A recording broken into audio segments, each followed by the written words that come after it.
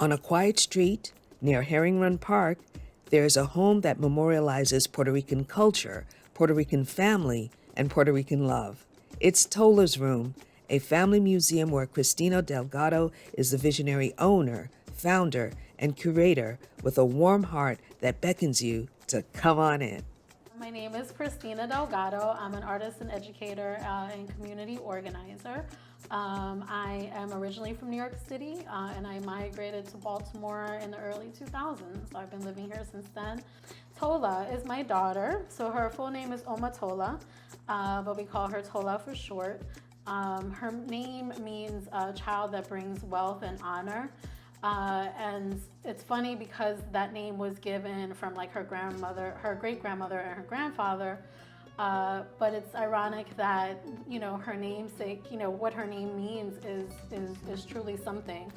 At one point I was a stay-at-home mom, and at that time I wanted to create a space that was like artsy, but like a little bit of community organizing, but for youth or for babies, because at the time Tola was so tiny. But also for the parents, right? The parents that were the working parents and needed something that was cool, but also a place where they could work. And so that's where the name came from, this idea of Tola's Room and it being a collective of arts, community, education. This is my dad. Yep, so this is how it all started. When my dad first passed away in 2000, he died in 2013. In 2014, I wanted to do something with all the things that I found from his storage. He had like a 10-foot by 10-foot storage, and when I tell you, it was literally filled from like, when you open up the door, you couldn't go inside. That's how much stuff was in there. Like all of these memories just flooded back, like things that I just didn't remember about my past.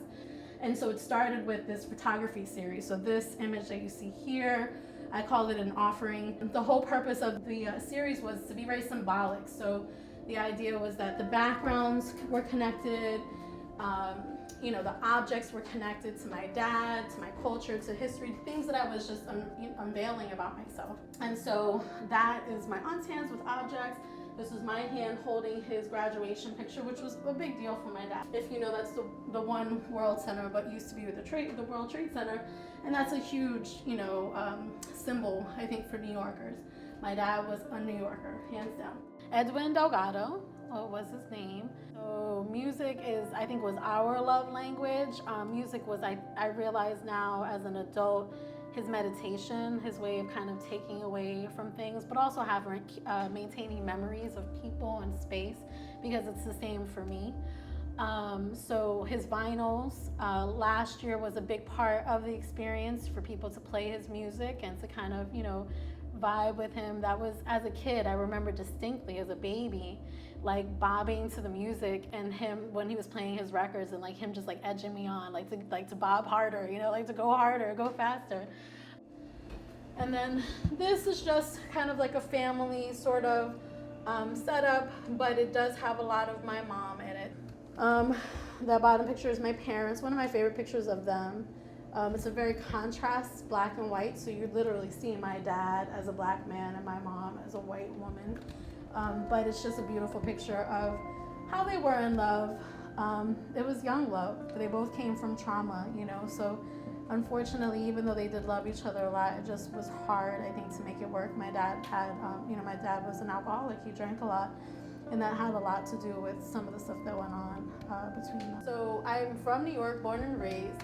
For a time though, maybe about 2 or 3 years, I lived in Richmond, Virginia in the 80s. So I'm going in as a Puerto Rican kid, raised as a Puerto Rican kid with a white mom. White people thought I was black people thought I was white. My mom would actually lie about my race. And when I asked her why, and funny enough, my grandmother did it for her, but it was a way she felt of protecting me. This is my love letter to Baltimore. So the photographs that you see are images that I've taken of Baltimore throughout the years. This is an art project that I did with End Life, which is another nonprofit and very active leader in Northeast Baltimore, Naima Sharif. So we did a project with each other. The veils, so when you see the performance art piece that I was telling you about, the first part of the performance art piece, the people in it wore veils, and so these were my words that I shared around culture and identity.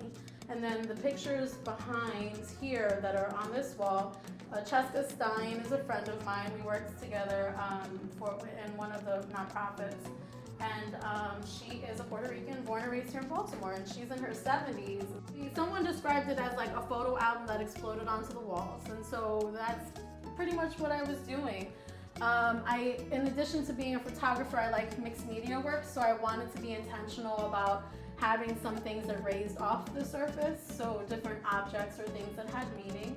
So the things that you see there are like maybe toys that belong to Tola, or like phrases that like my mother said, my grandmother said, or like my aunts would say, or like their names or states that we were living in, or years that were on the back of some of these photographs, or years that we were born.